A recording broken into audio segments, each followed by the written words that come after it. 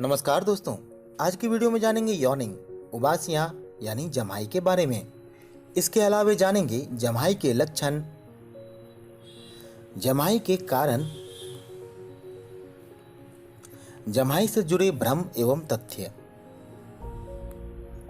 जमाई कब खतरनाक होती है एवं जमाई की होम्योपैथिक दवाओं के बारे में।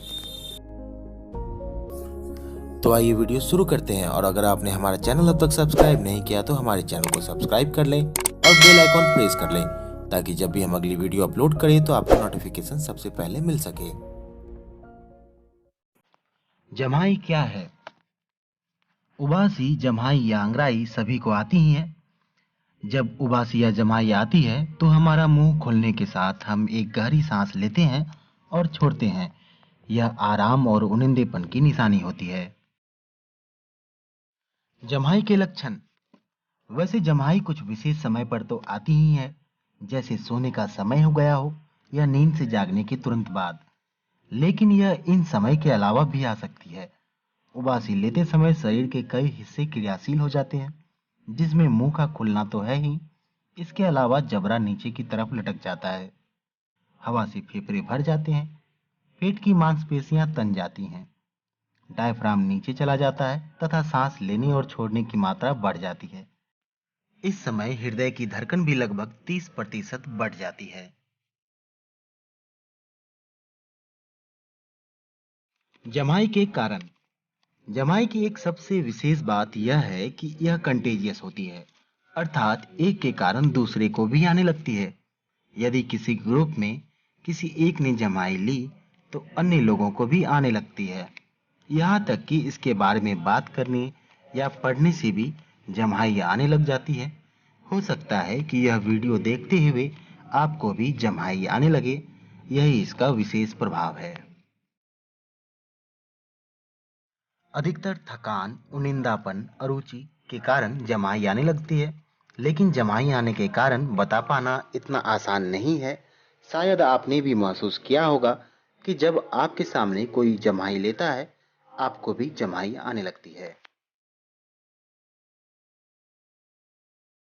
जमाई क्यों आती है और इसके क्या फायदे हैं, इस पर समय समय पर वैज्ञानिकों ने रिसर्च की है। इसके आधार पर उन्होंने जमाई के कारण की व्याख्या इस प्रकार की है। पहला, ऑक्सीजन की जरूरत, नीड ऑफ ऑक्सीजन। एक मान्यता यह थी कि जब शरीर को ऑक्सीजन की जरूरत होती है या कार्बन डाइऑक्साइड की अधिकता हो जाती है, तब गहरी सांस के साथ जमाई आती है। इसलिए ज्यादा लोगों के एक साथ होने पर जमाई ज्यादा आती है। लेकिन वैज्ञानिकों ने इसका परीक्षण कुछ लोगों को एक कमरे में बैठाकर वहां ऑक्सीजन की मात्रा में बदलाव करके देखा और पाया कि ऑक्सीजन की मात्रा में बदलाव करने पर जमाई की संख्या में कोई परिवर्तन नहीं हुआ। अतः यह मान्यता खारिज कर दी गई। दूसरा, थकान, टायर्डनेस। कुछ लोगों का मानना था कि थकान होने पर जमाई आती है, लेकिन परीक्षण पर पाया गया कि व्यायाम करने से पहले, इसके दौरान और इसके बाद आने वाली जमाई की संख्या में कुछ फर्क नहीं था। अतः यह मान्यता भी सही नहीं पाई गई। तीसरा, एक्टिवनेस। एक अन्य मान्यता के अनुसार तथा अधिकतर लोगों के महसूस किए जाने के कारण यह माना गया कि जब सक्रियता कम होती है तब जमाई आती है और इससे सक्रियता बढ़ जाती है। इसलिए सोने का समय होने पर तथा जागने के तुरंत बाद जमाई ज्यादा आती है। लेकिन जब वैज्ञानिक उपकरणों की मदद से दिमाग की सक्रियता का स्तर मापा गया तो पाया कि यह जमाई से पहले बढ़ जाता है। इस प्रकार यह मान्यता सटीक नहीं मानी गई। चौथा, ऊब जाना, बोर्डम। किसी चीज या घटना से ऊबने पर जमाई अधिक आती है। यह परीक्षण तथा प्रयोग द्वारा भी साबित हुआ है। लेकिन जमाई का सिर्फ यह कारण नहीं होता, इसलिए सिर्फ यह सिद्धांत कि ऊबने पर ही जमाई आती है पूर्ण रूप से सही नहीं है।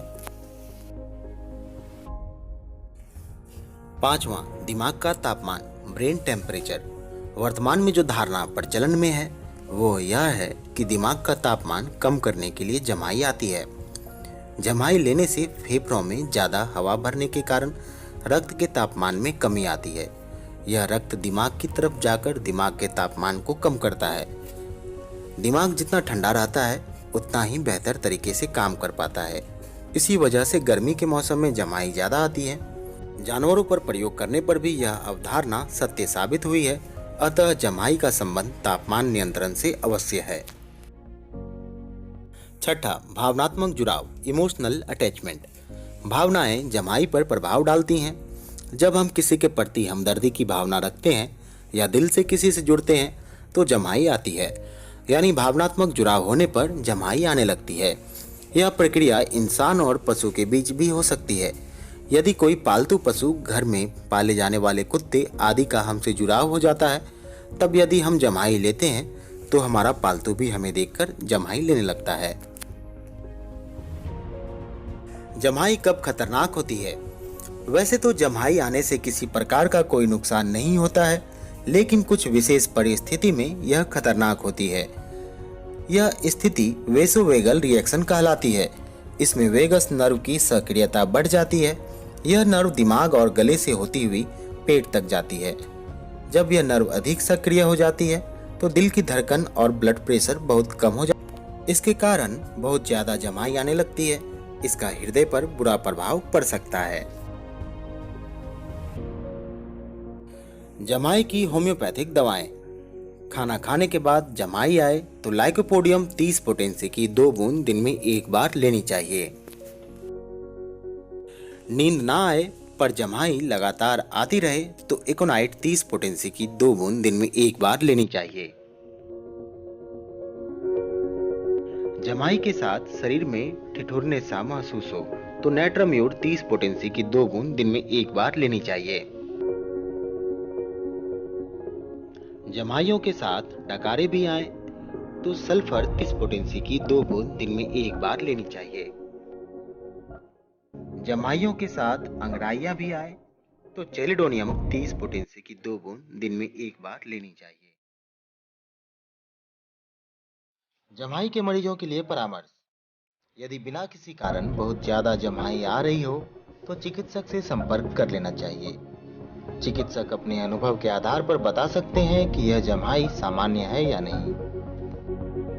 अगर आपको हमारा वीडियो पसंद आया तो हमारे वीडियो को लाइक करें, कमेंट करें, शेयर करें और इसी प्रकार की होम्योपैथी से जुड़ी जानकारियां पाने के लिए हमारे चैनल को सब्सक्राइब करना ना भूलें।